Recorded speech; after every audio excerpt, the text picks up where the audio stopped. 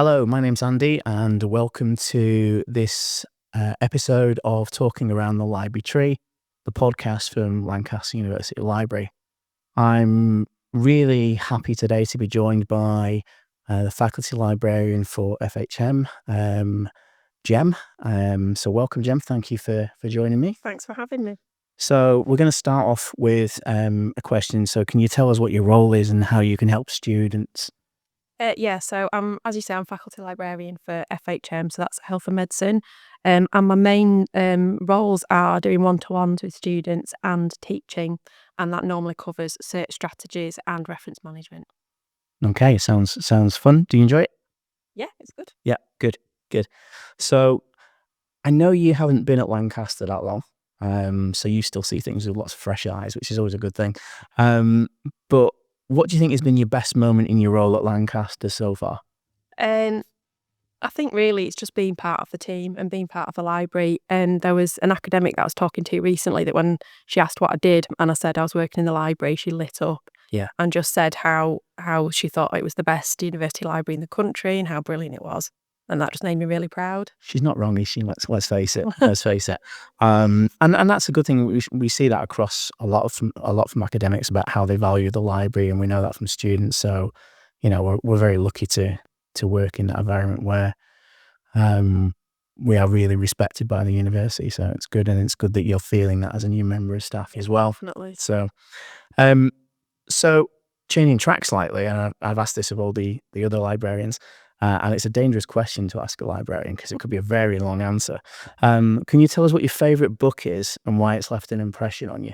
Well, don't worry, it won't be a long answer because it's a really short book. Okay. And I can't tell you much about it because it'll give you spoilers. But it's I Am Legend by Richard May. Fantastic book. And much better than the film. Oh yeah, by a mile.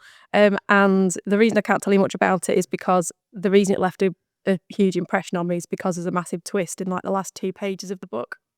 If I told you what it was, it'd ruin it. So yeah, no, fully get that. Having read the book, I fully get that. So yeah, good choice. So again, jumping back to being a librarian, and it's a bit of a quirky question. What's your favourite database and why? It's actually one that the wonderful Paul Newnham sent me last week, and it's called digitalcomicmuseum.com, and it is essentially an archive of loads of digitised golden age comics, so mainly American from what I can tell and some British, but yeah, it's just really cool that someone's actually gone out of their way to digitise all that stuff. Right. So is that like stuff like Archie and things like that, or is it older, or? So it's mainly like the sort of classic superhero stuff, like Marvel, DC, but then there's loads of kind of pulpy noir, kind of 1940s, like niche characters like Black Cat and stuff like that, which people probably wouldn't know about now. I know who Black Cat is. Yeah, being a Marvel geek and having a teenage daughter who lives and breathes everything Marvel, I know who Black Cat is. So yeah, I get that. So. If you could travel back in time, we're talking about Marvel superheroes. So you've got a superpower now. You can change, time. You are Doctor Strange. You've invented time travel. What piece of advice would you give yourself as a student that you've learned as a librarian? Start early. So you've got to prepare for stuff ahead of time, which is something that I never did when I was a student. So believe me, don't make the same mistakes. Any hints on how to do that? Time management, maybe. Like I was in a committee meeting recently, and they were talking about time management. A lot of students were struggling with it, and just go and seek help. There's loads of like university help out there, which had I known probably 20 years ago, I might have, done a bit of a better job. Yeah, I mean, there may not have been that much help 20 years ago because absolutely. It's I don't remember any of that help, and I'm a lot longer than 20 years ago. I graduated in 1994, so we were still using pencils and didn't have computers and quills and all that type of thing. And I don't remember that level of support being around. So I think it is a modern thing that we as educators have developed, and so take advantage of the opportunities you've got, students, if you're listening to this, and tap into that help if you need it. Yeah, definitely.